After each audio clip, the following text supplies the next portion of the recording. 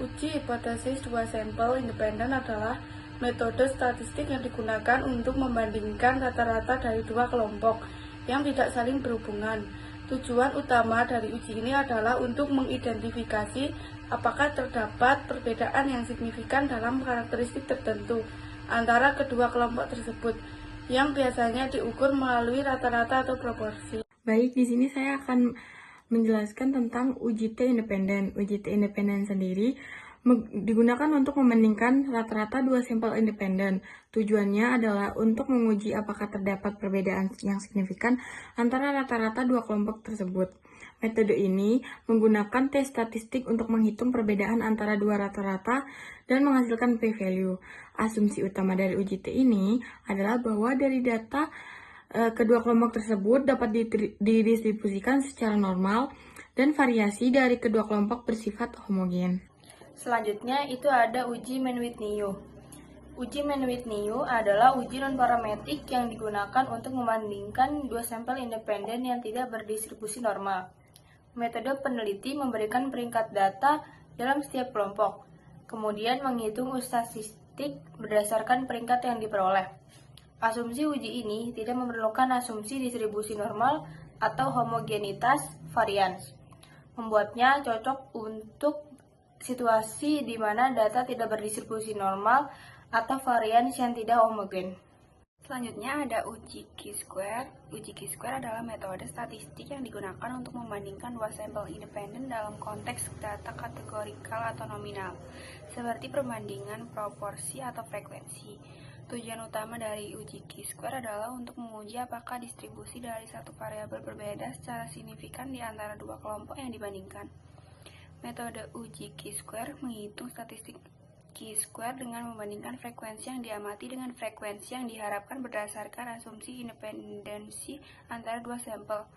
Asumsi uji Q-square tidak membutuhkan asumsi distribusi normal. Selanjutnya ada soalnya adalah sebuah perusahaan farmasi ingin membandingkan efektivitas dua obat mengurang nyeri yang berbeda. Mereka mengambil dua sampel independen dari pasien yang menggunakan obat tersebut. Berikut adalah data hasil pengukuran nyeri pasien sebelum dan sesudah pengobatan. Data sampel 1 obat A. Rata-rata nyeri sebelum pengobatan 7,5. Rata-rata nyeri sesudah pengobatan 3,8. Jumlah sampel N1 sama dengan 25, simpangan baku sama dengan 2,1. Sampel kedua, obat B, rata-rata nyeri sebelum pengobatan 7,8, rata-rata nyeri sesudah pengobatan 4,2, jumlah sampel N2 sama dengan 30, simpangan baku sama dengan 2,5. Pertanyaannya adalah, yang satu, buatlah hipotesis nol dan hipotesis alternatif untuk membandingkan efektivitas kedua obat tersebut. Kedua, hitung nilai tes statis dan derajat kebebasan untuk uji tersebut. Yang ketiga, tentukan tingkat signifikasi alfa dan wilayah penolakan hipotesis nol. Yang keempat, buatlah kesimpulan tentang efektivitas kedua obat tersebut berdasarkan hasil uji. Selanjutnya ada penjelasan nomor 1.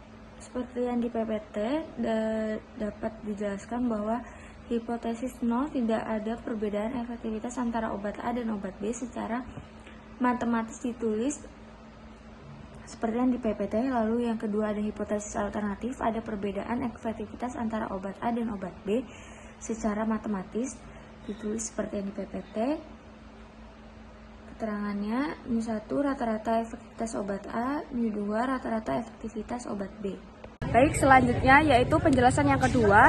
Nilai tes statistik dihitung dengan menggunakan rumus yang ada di PP tersebut, di mana X1-nya 3,8, X2-nya 4,2, X1-nya 2,1, X2-nya 2,5, N1-nya 25, dan N2-nya 30. Dengan derajat kebebasan atau DF-nya menggunakan rumus N1 plus N2 dikurangi 2 dan dimasukkan angkanya menjadi 25 tambah 30 dikurangi 2 menjadi 53 untuk derajat kebebasannya. Untuk keterangan X1-nya itu merupakan rata-rata efektivitas obat A yaitu 3,8, terus X2 4,2 yaitu rata-rata efektivitas obat B, yang S1 itu 2,1 merupakan simpangan baku sampel obat A, terus S2-nya 2,5 merupakan simpangan baku sampel obat B, N1-nya 25 jumlah sampel obat A, dan N2-nya 30 jumlah sampel obat B.